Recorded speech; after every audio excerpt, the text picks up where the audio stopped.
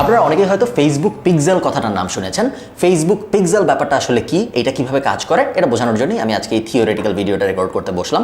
এতক্ষণ আমরা দেখছিলাম ক্যাম্পেইন কিভাবে সাজায়, ডেমো ক্যাম্পেইন দেখলাম, অ্যাকচুয়াল লাইভ ক্যাম্পেইন দেখলাম এবং আবারও আমরা ক্যাম্পেইনের ভেতরে যাব একটু পরে। বাট তার আগে আপনাদের আমার বোঝাতে হবে পিক্সেল কিভাবে কাজ করে।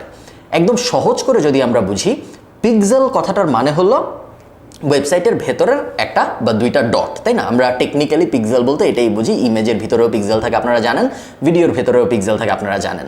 ফেসবুক পিক্সেল কিন্তু ওই জিনিস না। ফেসবুক পিক্সেল কথাটার মানে হলো একটা কোড, যেই কোডটা ফেসবুক আমাদের দেয় আমাদের নিজেদের ওয়েবসাইটে বসানোর জন্য, যাতে করে ফেসবুক যাদেরকে আমরা ফেসবুক থেকে বা ইনস্টাগ্রাম থেকে আমাদের ওয়েবসাইটে পাঠাচ্ছি তারা কীরকম এবং তারা ওয়েবসাইটে যে কী করেছে এটা ট্র্যাক করতে পারে।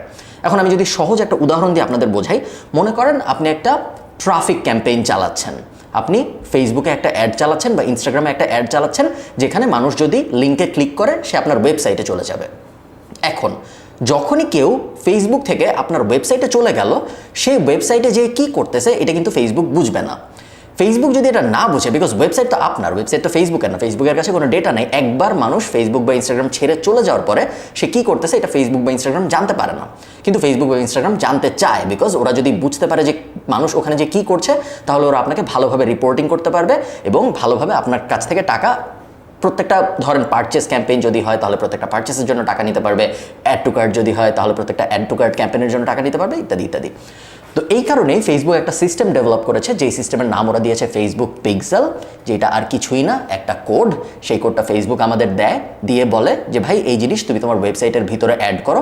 সাধারণত হেডারের ভিতরে অ্যাড করতে হয়। হেডার হলো ওয়েবসাইটের উপরের জায়গাটা এবং প্রত্যেকটা পেজে এটা অ্যাড করতে হয় ওয়েবসাইটের। এটা যদি আপনি করেন, সেই ক্ষেত্রে ট্রাফিক যখন ফেসবুক বা ইনস্টাগ্রাম থেকে ওয়েবসাইটে আসে, তাহলে ওয়েবসাইটের ভিতরে সে এসে কী করে না করে সব কিছুর রিপোর্ট ফেসবুক আপনাকে দিতে পারবে। এটা করার জরুরি কেন? এটা করা জরুরি এই জন্য, কারণ আপনি বিভিন্ন সময় পারচেস ক্যাম্পেইন চালাবেন, তখন আপনার জানতে হবে যে কতজন মানুষ ফেসবুক থেকে ওয়েবসাইটে যেয়ে কিছু কিনেছে। আপনি মাঝে মাঝে অ্যাড টু কার্ট ক্যাম্পেইন চালাবেন, যখন আপনার জানতে হবে যে কতজন মানুষ ফেসবুক থেকে আপনার ওয়েবসাইটে যেয়ে অ্যাড টু কার্ট করেছে কোনো প্রোডাক্ট।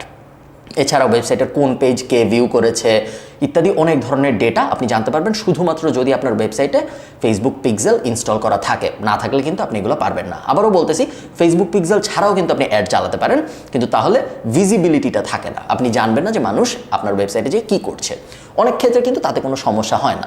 ফর এক্সাম্পল, মনে করেন আপনার একটা ওয়েবসাইট আছে এবং আপনার ওয়েবসাইটে আপনি শুধুমাত্র ফেসবুক অ্যাড ছাড়া অন্য কোনো ধরনের মার্কেটিং অ্যাক্টিভিটি চালান না।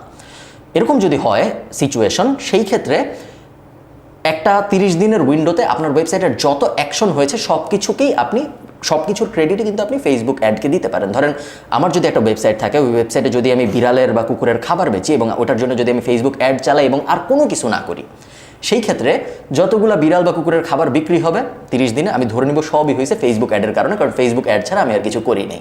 সো এইভাবে ম্যানুয়ালি অনেকে ট্র্যাক করার চেষ্টা করে, যেহেতু সে অন্য কোনো মার্কেটিংয়ের সিস্টেম ব্যবহার করছে না, সো সবই সম্ভবত ফেসবুক থেকে আসছে। বাট ওটা কোনো পারফেক্ট সিস্টেম না। পারফেক্ট সিস্টেম হলো ফেসবুক পিক্সেল ইনস্টল করা এবং তারপরে ফেসবুক পিক্সেলের মাধ্যমে সব কিছু ট্র্যাক করা। পিক্সেলের আরেকটা সুবিধা আছে, সেটা হলো যদি আপনি অ্যাড না চালান বাট তারপরেও পিক্সেলটা আপনার ওয়েবসাইটে ইনস্টল করে রেখে দেন, সেই ক্ষেত্রে ফেসবুক ডেটা কালেক্ট করতে থাকে। ফেসবুক জানতে থাকে যে কে এই ওয়েবসাইটে গিয়েছে, তাদের প্রোফাইল কীরকম ইত্যাদি ইত্যাদি, যাতে করে ইভেনচুয়ালি যদি কখনো আপনি রিটার্গেটিং ক্যাম্পেইন চালাতে চান, সেই ক্ষেত্রে আপনি ফেসবুককে যে বলতে পারেন যে ফেসবুক গত 90 দিনে যারা আমার ওয়েবসাইটে গিয়েছিল আমি শুধু তাদেরকেই একটা অ্যাড দেখাইতে চাই, বা গত 365 দিনে আমার ওয়েবসাইটে যারা গিয়েছিল তাদেরকেই আমি শুধু একটা অ্যাড দেখাতে চাই। ফেসবুক খুব সুন্দর করে বুঝতে পারবে যে কারা কারা আপনার ওয়েবসাইটে গত 30 দিনে বা গত 365 দিনে গিয়েছিল, বিকজ আপনার ওয়েবসাইটে পিক্সেল কোডটা ইনস্টল করা ছিল। ফেসবুক পিক্সেল কোডের সাথে প্রোফাইলটা মিলাতে পারবে। আপনারা হয়তো এই ব্যাপারটা নিজেরা এক্সপিরিয়েন্স করেছেন যে কখনো আপনি একটা ওয়েবসাইটে যান এবং তারপরে আপনি ফেসবুকে আসেন, ইমিডিয়েটলি দেখেন ওই ওয়েবসাইটের অ্যাড আপনার নিউজ ফিডে আসা শুরু করেছে বা আপনার ইনস্টাগ্রাম ফিডে আসা শুরু করেছে। এটা হয় তার কারণ হলো ওই ওয়েবসাইটগুলো যারা চালায়, ওই কোম্পানিগুলা ফেসবুককে বলে রেখেছে যে ভাই যেই আমার ওয়েবসাইটে আসবে, আমার ওয়েবসাইটে আমি পিক্সেল ইনস্টল করে রেখেছি, যেই আমার ওয়েবসাইটে আসবে তাকে আমি পরের দিন থেকে অ্যাড দেখাবো, যাতে করে সে কিনে। আমরা সবাই জানি যে অ্যাটলিস্ট 7 থেকে 13, কেউ কেউ বলে 16 বার টাচ পয়েন্ট মানে টাচ করতে হয় কাস্টমারকে বিফোর তারা কিছু কিনে আপনার কাছ থেকে। আগে এই সাইকেলটা অনেক ছোট ছিল, যতই দিন যাচ্ছে সাইকেলটা বড় হচ্ছে, বিকজ আমরা সারাদিন অ্যাড দেখি।